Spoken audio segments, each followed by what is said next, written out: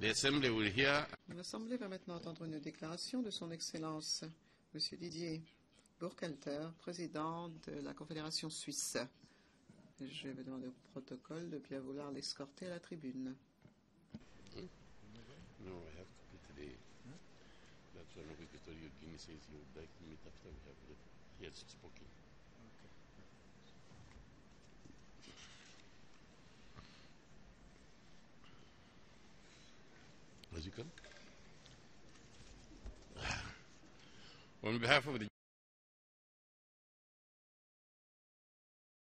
Bienvenue aux Nations Unies, Son Excellence, Monsieur Didier Burkhalter, président de la Confédération suisse, et je l'invite à prendre la parole devant l'Assemblée.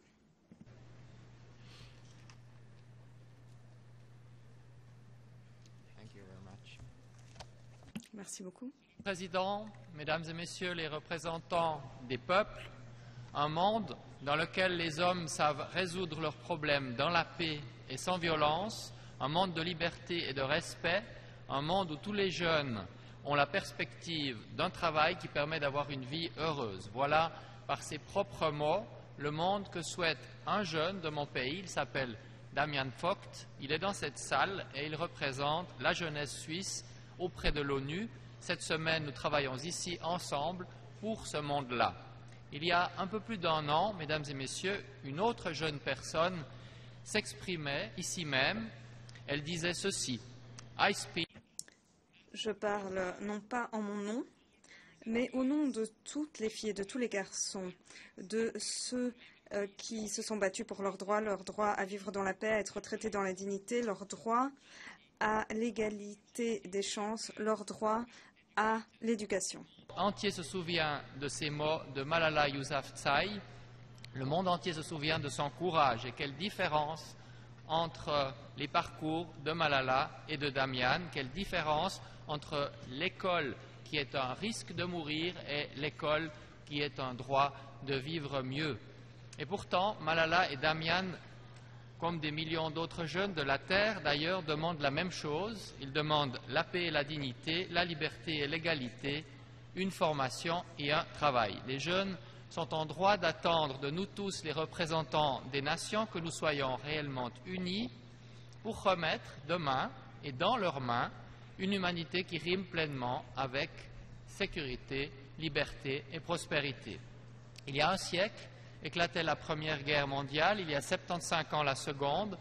Le souvenir de ces cataclysmes oblige l'humanité à agir pour plus de sécurité, plus de liberté, pour créer les conditions de la prospérité. Pour une organisation aussi des nations réellement unies, efficaces, engagées, pour un vrai rendez-vous des États au service des peuples.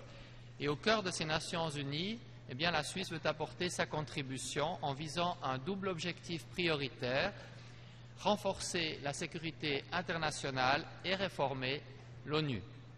En matière de sécurité, les défis sont immenses. Jamais depuis la Seconde Guerre mondiale, l'humanité n'a compté autant de personnes déplacées.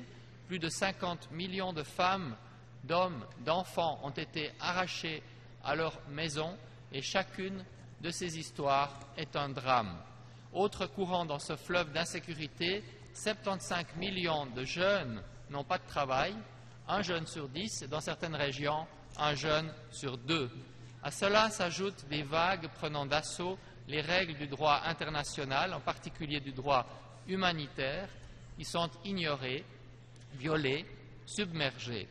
Cette évolution est particulièrement préoccupante au Moyen-Orient, notamment en Syrie et en Irak.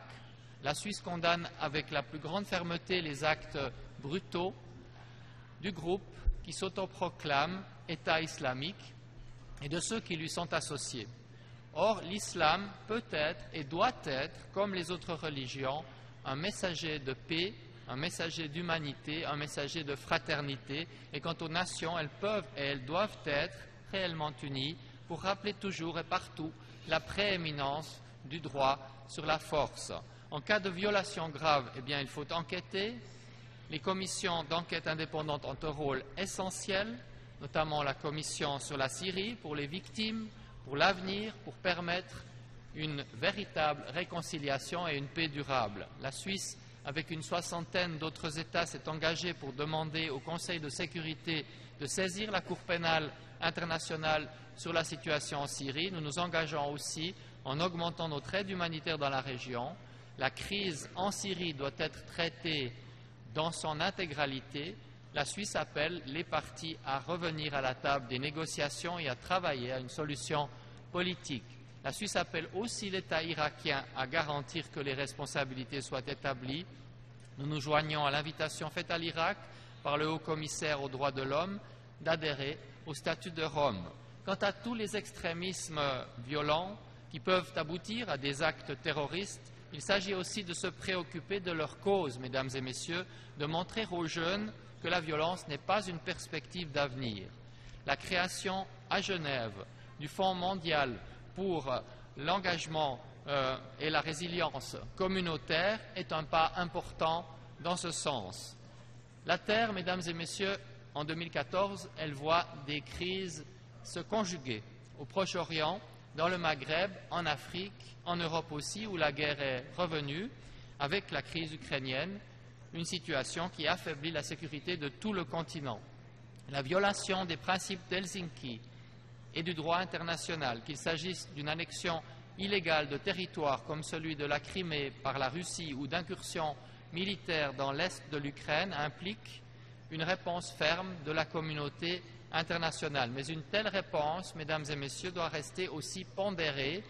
Elle doit laisser la place au dialogue, elle doit permettre une approche coopérative afin de discuter ouvertement des divergences. Se contenter d'isoler la Russie du reste de l'Europe ne résoudrait aucun problème et en créerait de nouveau en Europe et au-delà. La stabilité pourra revenir en Ukraine, elle pourra revenir en Europe si nous parvenons à résoudre cette crise avec la Russie et non contre elle. Et cette stabilité sera d'autant plus durable si l'Organisation pour la sécurité et la coopération en Europe, que la Suisse préside cette année, parvient à reconsolider les bases de la sécurité coopérative entre les régions euro-atlantiques et eurasiennes. En tant que président suisse de l'OSCE, nous soutenons pleinement le travail indispensable du groupe de contact avec l'Ukraine et la Russie. Nous prenons les mesures pour accroître les moyens de la mission spéciale d'observation civile, ce qui implique d'ailleurs un soutien renforcé de la part des États participants, et nous saluons la bonne collaboration avec les Nations unies.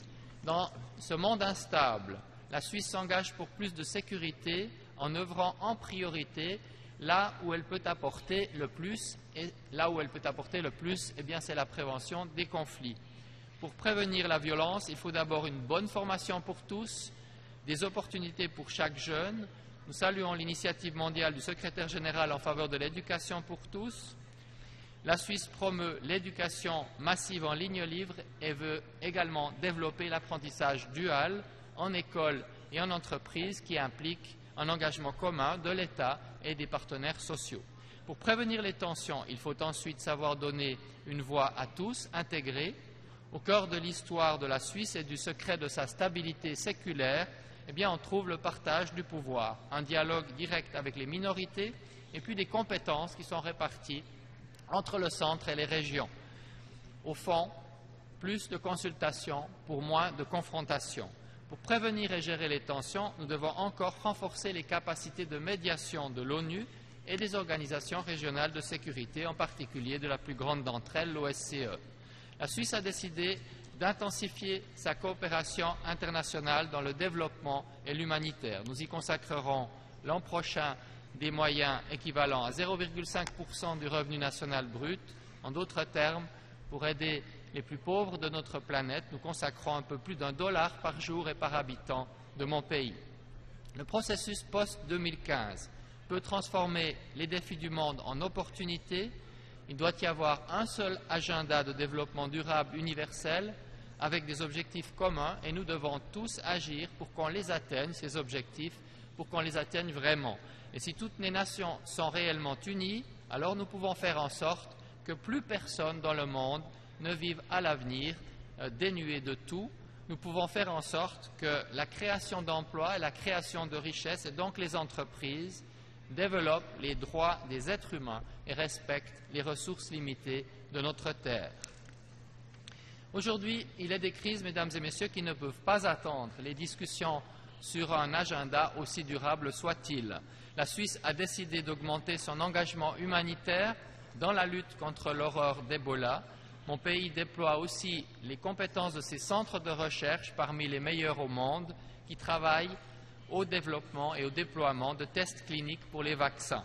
De même, nous devons tout faire chaque jour pour protéger la jeunesse des horreurs de la guerre. La place des enfants et des jeunes, elle est à l'école, dans leur famille, pas sur les champs de bataille.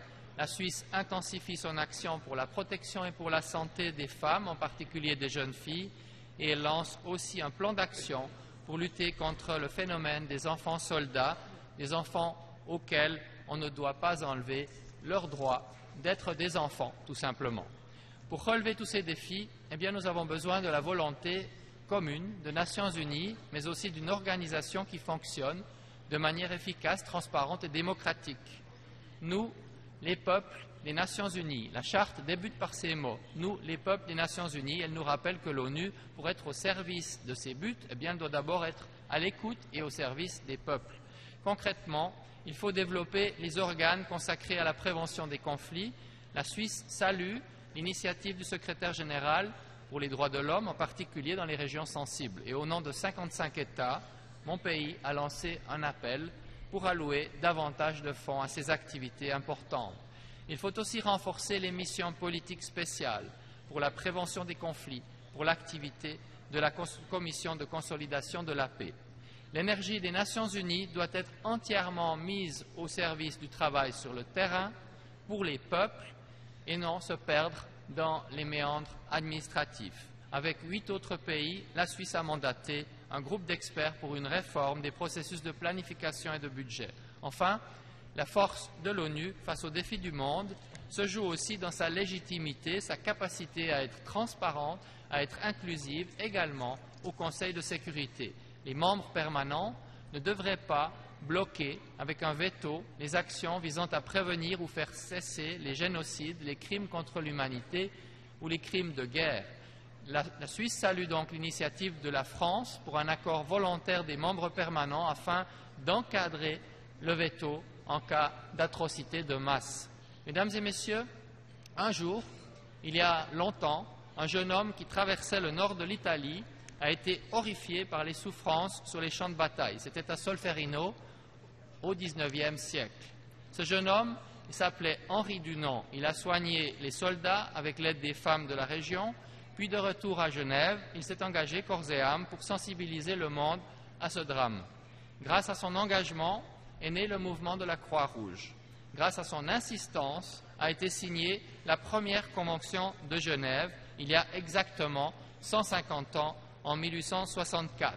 Dans ce document que je vous montre ici et que je remettrai au président de l'Assemblée générale, il s'agit d'une reproduction de l'original de l'époque, et bien dans ce document, les États s'engageaient à secourir les soldats blessés, à respecter et à faire respecter ces principes d'humanité.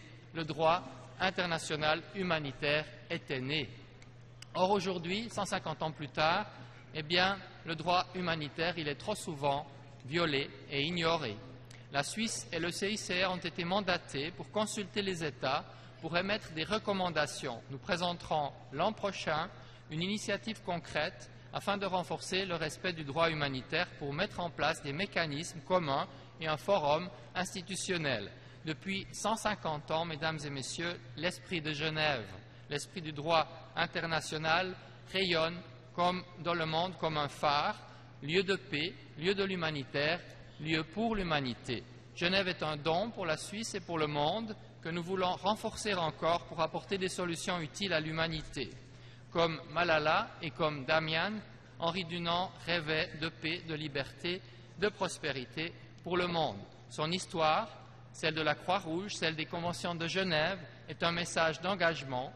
L'action de chacun d'entre nous, l'action de chacun peut faire la différence. Dans quelques jours, la Suisse rebaptisera l'un des plus hauts sommets des Alpes, de ces montagnes, et il portera à l'avenir le nom de Pointe Dunant. Henri Dunant, premier prix Nobel de la paix, rejoindra ainsi les sommets.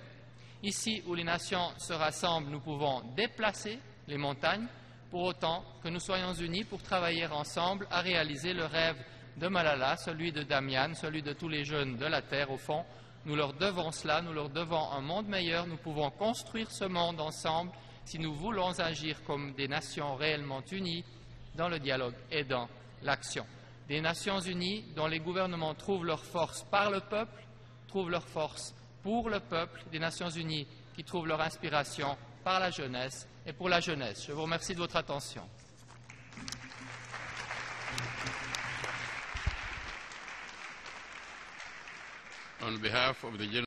Au nom de l'Assemblée générale, je tiens à remercier le président de la Confédération suisse pour son allocation.